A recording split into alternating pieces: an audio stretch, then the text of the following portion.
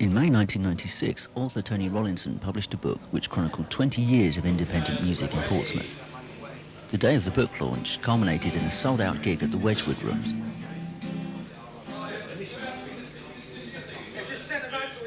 Tony's book, 20 Missed Beats, is on sale nationwide, and there is also an LP available which features several of the bands that appeared on the night. With the guitars as well. Morning.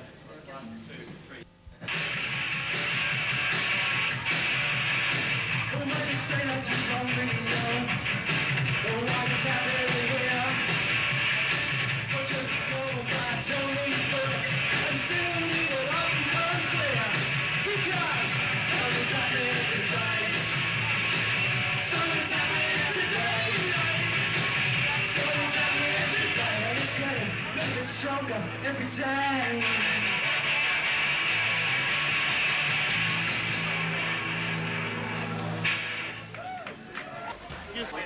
It was a great evening for everyone concerned, I think. Everyone we spoke to enjoyed themselves, we enjoyed ourselves, and it was a good record of what this city does. And we had him. You know, we had two bands in the one band, because Carl was in the Cylons as well. It was almost like an old Fogeyes reunion. So with regards to still going to gigs and stuff, and I think you kind of touched upon it earlier when we were talking about Against the Tide, is, you know, how many people from that circle are still playing gigs and still going to gigs, and that you're still in touch with them? Are they all there still? Funny enough, a lot of them are, yes.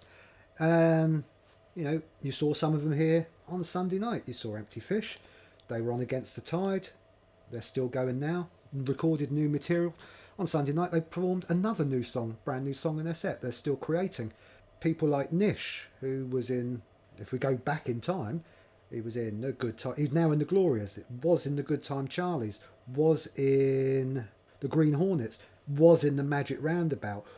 Was part of the group of people who used to come and see us.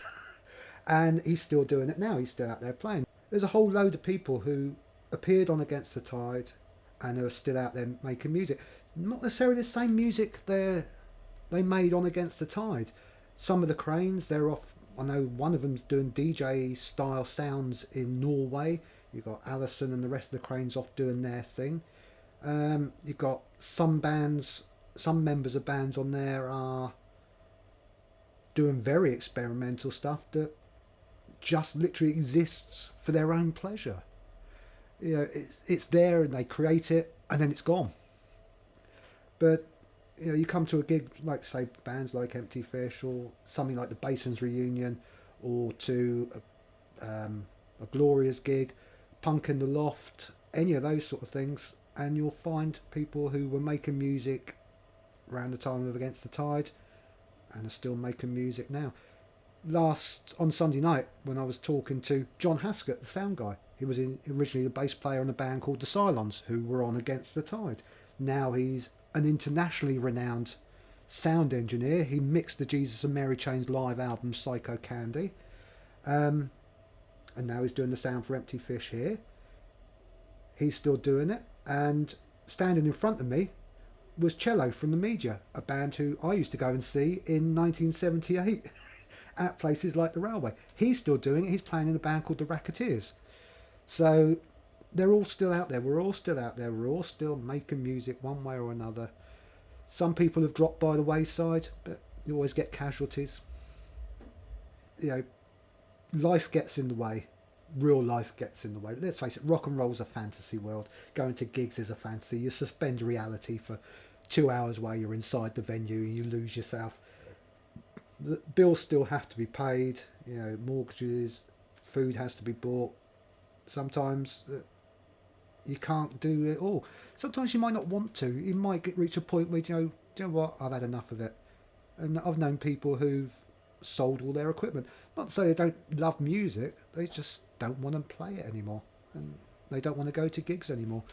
They'll rather listen to it at home through their Bose sound system. Yeah, but that's fine. You know, everyone should listen to it the way they want to listen to it. All I would say is just listen to it, at least.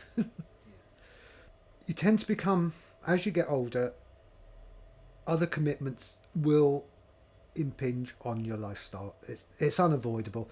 Got to get up for work in the morning for a start. I go to work at 4 o'clock.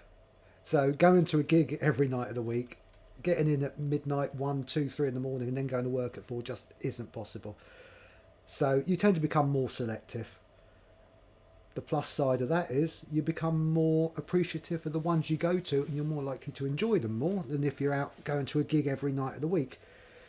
But as you get older, I mean, I'm 55 now. What you want out of music doesn't really change. I still want the buzz I felt when I was 10 years old. And, you know, that day when I heard David Bowie in my bedroom that Saturday afternoon, I still want that buzz. I still want the buzz that I got when I first heard The Clash. I still want the buzz when I bought Anarchy in UK. It came out on my birthday in 1976. I want that buzz. The buzz of going down to the shop and buying a brand new single that's just come out. You know, they're the important things to me in music, and they're fewer and far between now because the internet has made it a lot more accessible. You can hear an album months before it becomes available physically. Stuff gets leaked deliberately and you can't avoid hearing it, and if you're a fan of the band you want to hear it, so it takes away that day of release feeling of, oh, they've got a new album out, it comes out this morning, outside the record shop when they opened. So that part of it's gone. Going to gigs, I still get a buzz when a band walks on stage, the lights go down, the band come out, the lights go up and the music kicks in. Can't beat that as a feeling. It's that moment when the magic's about to happen, when the guitars are plugged in, the amps hum, the drummer hits a snare and the band launch into a song. Brilliant.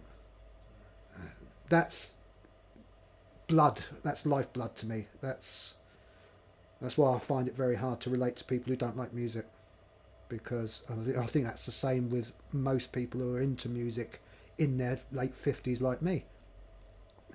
It's become ingrained with us. It's in our blood. Yeah, we're never going to be, you know, look at the people in the Portsmouth scene who've been around for years like me. We're never going to be rich and famous and be on I'm a Celebrity, Get Me Out of Here or anything like that. But rock and roll's in our blood, and I think it will be until the day we die. It's just the way it is these days.